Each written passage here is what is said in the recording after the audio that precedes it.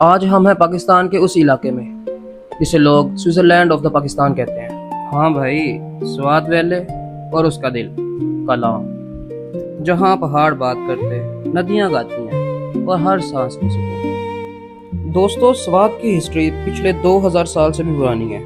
ये जमीन कभी गंधारा सिविलाइजेशन का मरकज थी। यहाँ बुद्धा के जमाने के बहुत सारे रिलिक्स और मोनेस्ट्रीज मिली हैं। फिर यहाँ हिंदू, शाही, मुगल और बाद में यूसुफजाई कबीलों की हुकूमत रही। 1969 तक स्वात एक प्रिंसिपल स्टेट था जिसे वालिय स्वात चलाते थे। उन्हीं की वजह से यहाँ स्कूल, रोड्स और अमन आया। और आज भी यहाँ के लोगों में मेहमान नवाजी और इज्जत वाला कल्चर जिंदा है। कलाम सतह समंदर से 6500 फीट बुलंद है। सामने बह रही दरिया स्वात बिल्कुल नीले पानी के साथ बहती है। आसपास में उसुक फॉरेस्ट, माउंटेन लेक और बर्फ से ढके हुए पहाड़। यहाँ के लोग बहुत ही सादा मजाज की जिंदगी गुजारते हैं। लकड़ी के बने हुए घर, हाथ से बनी हुई शॉल, ट्राउट फिश और चपली कबाब वगैरह पसंद करते हैं। तो अगर आप भी मेरी तरह स्वात कलाम को इस सीजन विजिट करना चाहते हैं, तो रोड कंडीशंस का नहीं पता और रूम के रेंट का नहीं पता, तो ये वीडियो आपके लिए।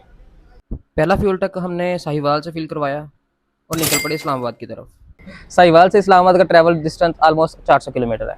इंटरचेंज के बाद है ना, ये पहला रेस्ट एरिया आता है, तो मैं सजेस्ट करूंगा सबसे पहले लाजमी यहाँ पे एक रेस्ट लें।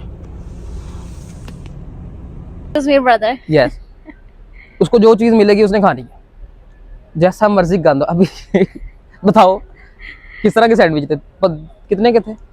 1350 रुपए के 2 सैंडविच, और माशाल्लाह कैसे थे? सबसे दुनिया के सबसे बुरे थे वो। बस खानू चाहिए, बस जो मर्जी हो खानू चाहिए।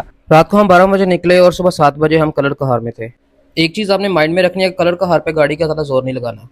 जिस तरह गाड़ी स्कूल से जा रही है अपनी उसी तरह चलानी, कोई जोर समाई करने की कोशिश नहीं करनी। साहिवाल के बाद दूसरा फ्यूल टैंक हमने चक्री चेंज करवाया और निकल पड़े पेशावर मोटरवे की तरफ। थोड़ी देर पेशावर मोटरवे के ऊपर ट्रैवल करने के बाद हमने इंटरचेंज लेना होता है स्वात और चकदारा का। इस इंटरचेंज के बाद हम पहुंच जाते हैं स्वात मोटरवे के ऊपर, और स्वात मोटरवे के ऊपर बहुत ही खूबसूरत सी टनल्स हैं।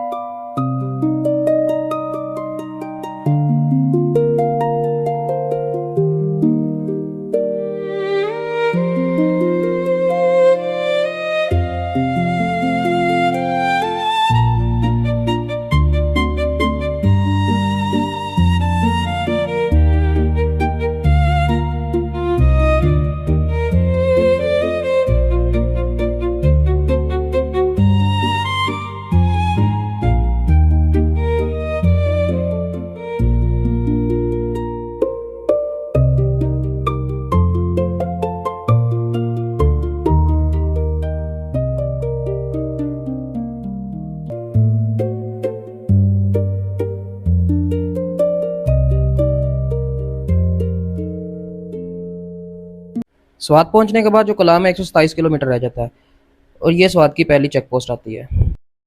यहाँ पे कम है ना, यहाँ पे कुछ भी नहीं है। गर्मी 40 डिग्री स्वात के अंदर, अल्लाह 40 डिग्री। अब मेरा ये हाल देख लो। नहीं, अभी कलाम जाते हैं तो देखते हैं क्या बनता है।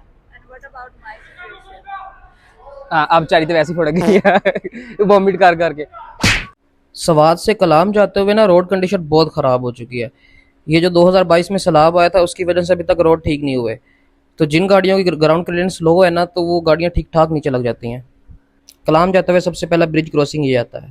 जैसे जैसे आप कलाम की तरफ जा रहे होते हैं आपको मल्टीपल पैचेज जो है ना वो ख़राब ही मिलेंगे और उनमें गाड़ी ठीक ठाक नीचे लग सकती है, तो थोड़ा एहतियात से गाड़ी गुजारनी है आपने। जुलाई के महीने में इस इलाके में ठीक ठाक गर्मी पड़ रही थी और सूरज भी कह रहा था मैं तो आनो आज नहीं छड़ना। कलाम से पहले 30 किलोमीटर सारा रोड ही ख़राब है, मल्टीपल पैचेस ख़राब हैं, कुछ रोड ठीक आता है लेकिन कहीं कहीं तो बहुत ज़्यादा गड्ढे हैं। सबसे ज़्यादा मुश्किल गाड़ी गुजारने में हमें यहाँ से हुई क्योंकि यहाँ का रोड बहुत ख़राब था और बारिश होने की वजह से लैंडस्लाइडिंग का भी खतरा था। और अगर बारिश हो जाए और वीकेंड हो तो सबसे ज़्यादा रश भी इसी रोड के ऊपर लगता है। और एक चीज़ आपने माइंड में रखनी है कि ये रोड को आप 12 बजे से पहले पहले क्रॉस कर लें क्योंकि यहाँ पे 12 बजे के बाद इतना ज़्यादा रश हो जाता है कि ट्रैफिक जाम हो जाती है और अगर बारिश होनी शुरू हो जाए तो बस पक्की है 2-3 घंटे आपके। और यही कलाम से पहले 8-10 किलोमीटर का पैच है जो बिल्कुल ख़राब है। सारी बम्पी राइड के बाद कलाम पहुँचते ही ये खूबसूरत से व्यू हमारा करते हैं वेलकम और साथ में छोटू सी मेमी भी।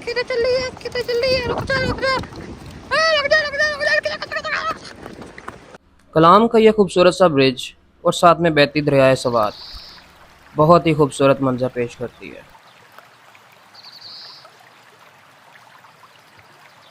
मंजिल मकसूद पे पहुंचने के बाद सबसे पहले यही होता है कि बंदा अपनी रहाइश का बंदोबस्त करे। और कलाम में मेरे पास सबसे पहला ऑप्शन हुजरा होटल था जो मेरे दोस्त ने मुझे रिकमेंड किया।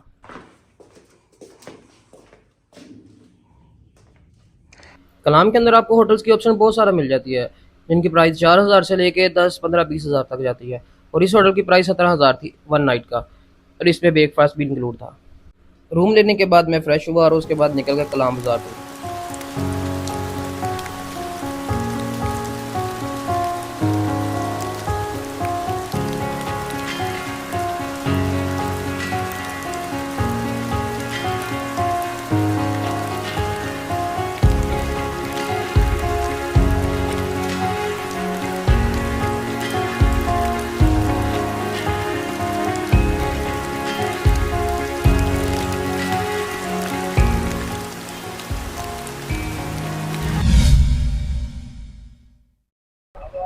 आज हमने ना ओशो फॉरेस्ट की तरफ मूव करना है, मैं आपको दिखाता हूँ।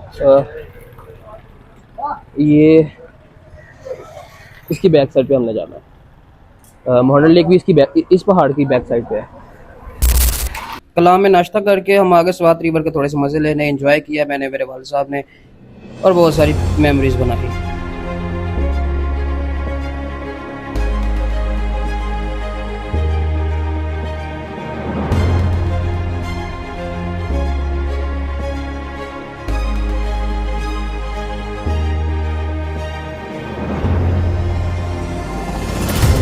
एक चीज़ आपने माइंड में रखनी है, कलाम से निकलते वक्त अपनी गाड़ी का फ्यूल टैंक फुल करवा लेना है क्योंकि आगे जाके पेट्रोल नहीं मिलता और आपने 100 से वापस आना होता है।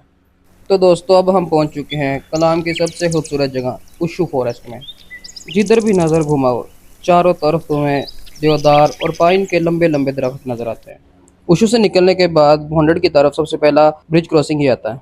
रोड कंडीशन की बात की जाए तो लेक तक रोड सारा ही बहुत अच्छा है, लेकिन एक चीज़ माइंड में रखना कि ये सारी चढ़ाइयाँ हैं और लेक तक जाते हुए बीच में आपको 1-2 वाटर क्रॉसिंग भी मिलती हैं। लेक से 10 किलोमीटर पहले एक ये ब्रिज क्रॉस आता है जहाँ से एक टाइम में सिर्फ एक ही गाड़ी गुजर सकती है और अगर रश ज्यादा हो तो यहाँ पे ट्रैफिक जाम भी हो जाता है। और पंजाब से कुछ शहजादे ऐसे भी होते हैं जो दरमियान में गाड़ी छोड़कर पता नहीं किधर निकल जाते हैं।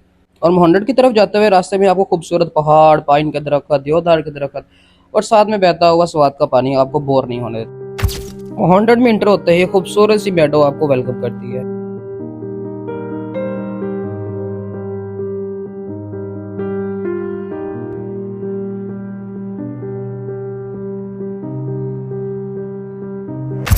महंड पहुंचते ही सबसे पहले हमने सोचा क्यों ना कैंपिंग की जाए क्योंकि मौसम बहुत प्यारा था और ठंडी हवा चल रही थी।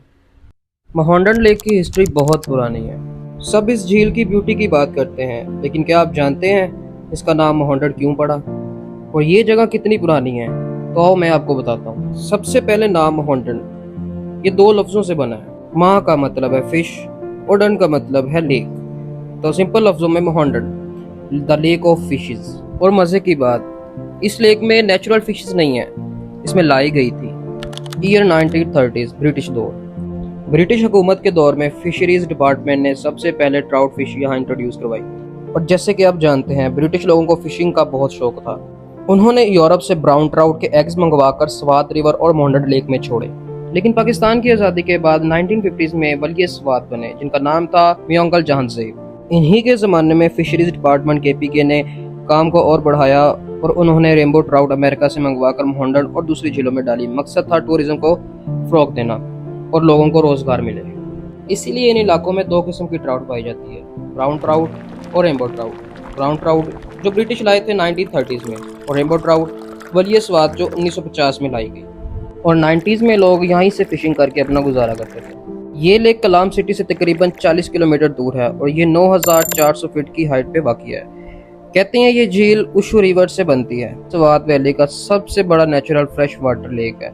चारों तरफ हिंदू कश माउंटेन रेंज है, इसी वजह से यहाँ का पानी और हवा इतना साफ है। And this place is literally heaven on the earth. Locals कहते हैं कि 1990s से पहले यहाँ आना बहुत मुश्किल था। रोड नहीं था, लोग 6-7 घंटे पैदल चलते थे कलाम से, सिर्फ शिफर्स और लोकल लोग ही आते थे। फिर जब टूरिज्म को फ़रोग़ मिला तो गवर्नमेंट ने जीप ट्रैक बनाया, उसके बाद ये मोहंडन फेमस हो गई। आज ये कलाम एक टूरिस्ट स्पॉट है। And the my opinion, if you have not seen मोहंडन you have not seen Swat. And the interesting thing, winter में ये लेक नवंबर से मार्च तक कम्प्लीटली फ्रीज हो जाती है, सिर्फ बर्फ़ ही बर्फ़ होती है। यहाँ मार्खोर, आइबेक्स और बहुत सारे रेयर परिंदे पाए जाते हैं, इसलिए इस एरिया को प्रोटेक्टेड भी किया गया है। और इन इलाकों को 11वीं सेंचुरी में जब इस्लाम आया तो महमूद गजनी ने इन इलाकों को फतह किया, और सबसे बड़ा चेंज 16वीं सेंचुरी में आया जब यूसुफजई पठान यहाँ आए। उन्होंने हुकूमत की।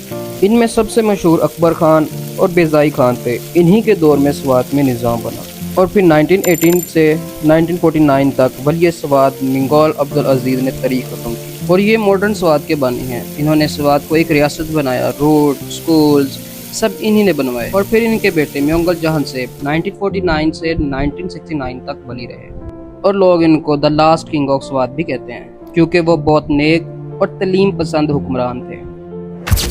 वाओ, क्या बात है, क्या बात है, अच्छी लगी है, क्या बात है, बहुत अच्छी लगी। हम सब दे दे। ओके, जब हम आए थे ना तब गर्मी बहुत ज़्यादा थी, धूप बहुत तेज, मुझे टैनिंग हो गई थी, मेरे ना बाजू काले होने शुरू हो गए थे। लेकिन अब मौसम जो है ना वो देख रहे हैं आप, बहुत अच्छा है। ये राखी तो ये हमारे साथ कह रहे हैं।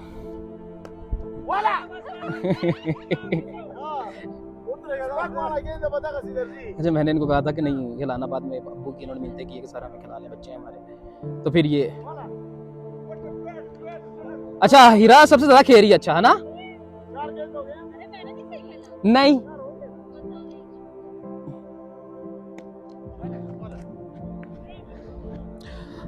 जो हजरात यहाँ पे आना चाहते हैं ना मोहंडन लेक पे, मैं उनको बता दूं कि अपने साथ ये सारा सामान लेके आए, कैंप लेके आए, मैं तो अम्ब्रेला वगैरह लेके आए, और ये देखें मेरे दरअंबर आम की पेटी भी है, मामू ने दी थी मैं आते हुए, और बैडमिंटन अंदर पड़ा हुआ है कहीं। हम नेक्स्ट जो व्लॉग हमारा नारायण का आएगा मैं आपको दिखाऊंगा। और ये हमारी विंडो है।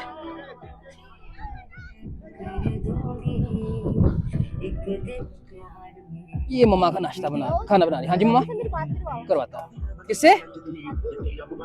लिशा से? अच्छा, मम्मा कह रही है जी वाइफ से बात करवाए मेरी, बाद में मिलते हैं।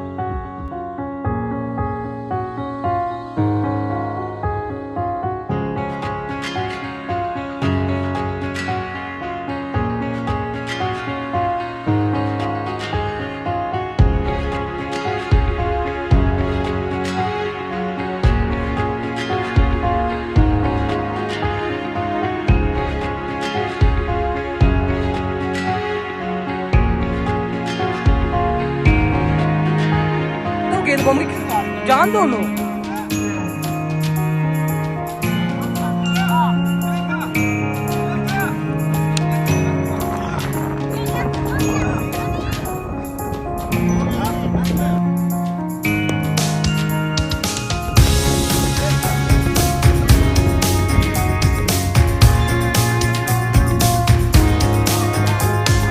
नहीं खेल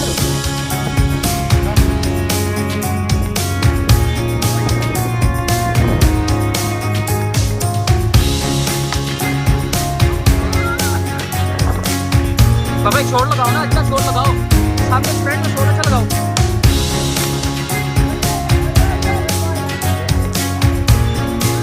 चलो चलो,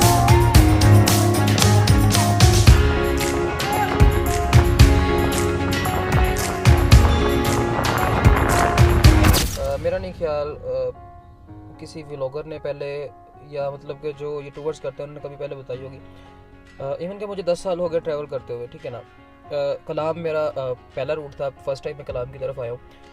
देखो जितने भी मैंने व्लॉग यूट्यूब पे देखे थे वो सब में मतलब कि वो दिखा रहे थे कलाम जो है बहुत खूबसूरत है, मॉन्टेड लेक बहुत खूबसूरत है, ये इतने पैचेस ख़राब हैं। ये कभी डिटेल से उन्होंने ये नहीं बताया था कि कलाम का जो रोड है वो इतना ख़राब है।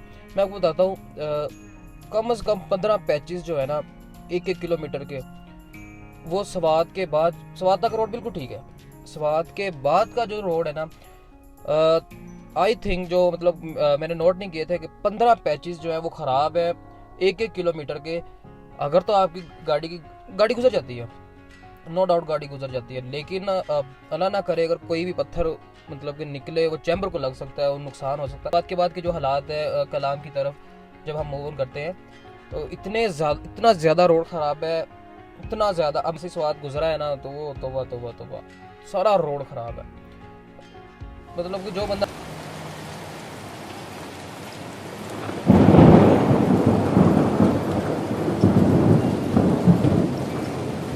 अभी मैं कैंप में हूँ, रात यहाँ गुजारेंगे और मिलते हैं आपको।